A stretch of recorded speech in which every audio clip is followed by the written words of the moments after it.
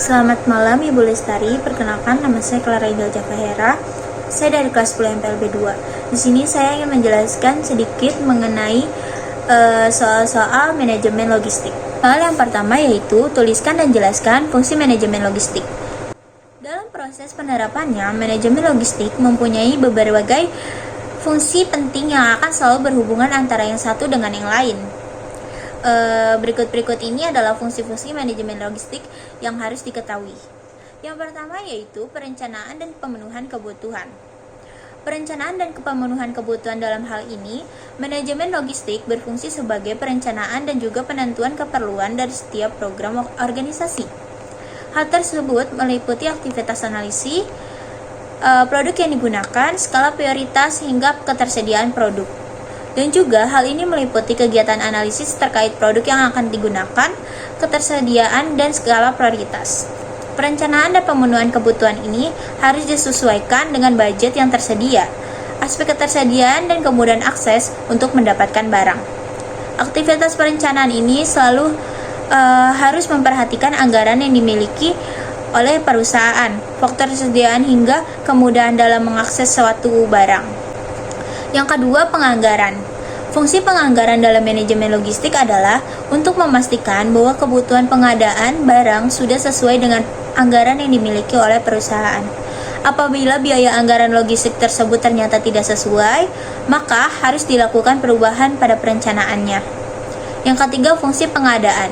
Manajemen logistik pada dasarnya memiliki lebih fokus pada pengadaan barang dan menjadi hal yang penting yang harus dimiliki.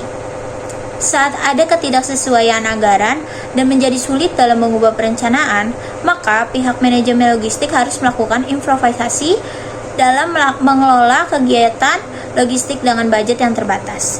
Dan jika terjadi ketidakcocokan anggaran dan sulit untuk mengubah perencanaan, maka harus dilakukan improvisasi untuk mengelola aktivitas logistik dengan anggaran dana yang terbatas. Salah satu improvisasi dapat dilakukan dengan cara pemikiran yang kreatif. Itulah peran penting dari fungsi pengadaan. Selanjutnya, penyimpanan dan penyaluran. Fungsi manajemen logistik dalam menyimpan dan menyalurkan adalah proses yang mana suatu produk, barang sesuai diperoleh pada tempat yang memang sudah seharusnya. Nantinya, barang tersebut akan disalurkan ke pihak lain yang berkepentingan sesuai dengan SOP perusahaan. SOP adalah Standar Operational Procedure.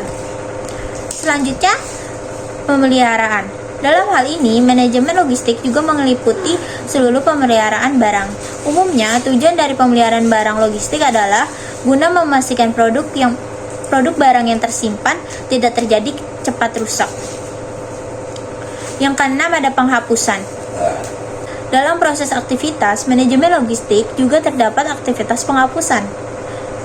Fungsi penghapusan dilakukan untuk memisahkan barang yang sudah rusak dan memperbaikinya atau menggantinya dengan yang sesuai.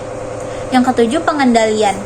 Manajemen logistik juga berfungsi sebagai pengendalian yang mana akan dilakukan oleh manajemen logistik atau manajer logistik. Dengan tahapan yang sesuai dengan berbagai fungsi yang sudah disebutkan di atas, tujuannya adalah untuk memastikan seluruh fungsi logistik bisa dilakukan sesuai dengan yang diharapkan.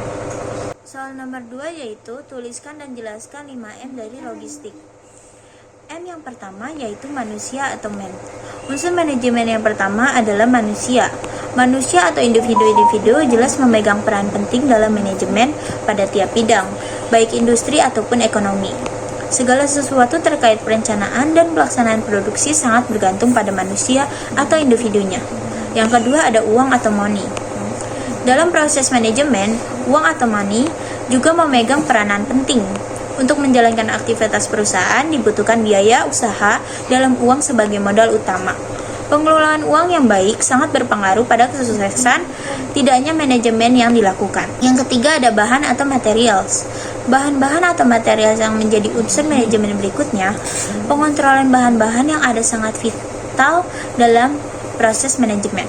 Yang keempat, ada mesin atau machines.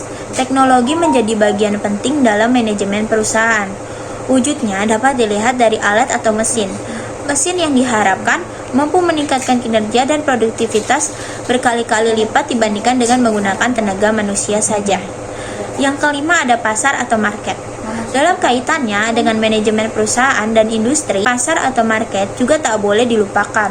Tujuan dan ruang lingkup perusahaan jelas harus mengikuti perkembangan pasar yang ada pada masyarakat, sehingga layak dikategorikan sebagai salah satu unsur manajemen. Untuk unsur tambahan, saya telah menelusuri beberapa referensi di internet. Terdapat satu tambahan unsurnya, yaitu metode atau methods. Untuk melakukan sebuah proses manajemen juga dibutuhkan langkah-langkah tertentu dan disebutkan sebagai metode atau methods. Metode yang tepat dan benar tentu menjadi unsur manajemen yang penting agar tiap langkah berjalan efektivitas dan efisien. Soal ketiga yaitu tuliskan dan jelaskan 4 perencanaan usaha. Yang pertama, identifikasi masalah.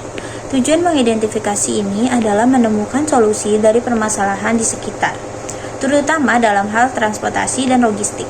Contohnya seperti analisis lingkungan eksternal.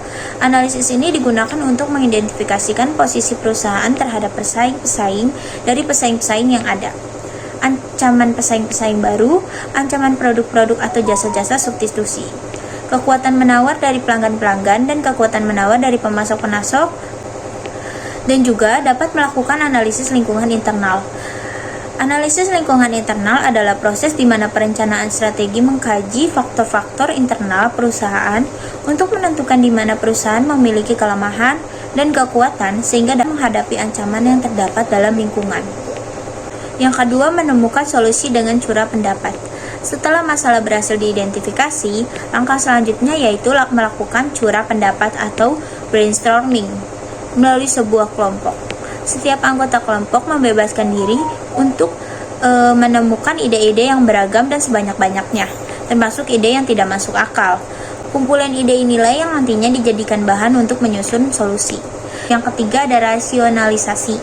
Dalam proses rasionalisasi, dilakukan evaluasi-evaluasi ide yang muncul dengan pertimbangan-pertimbangan teknis. Misalnya terkait cara menggunakan produk tersebut, apakah bahan dan teknik yang digunakan sudah tepat.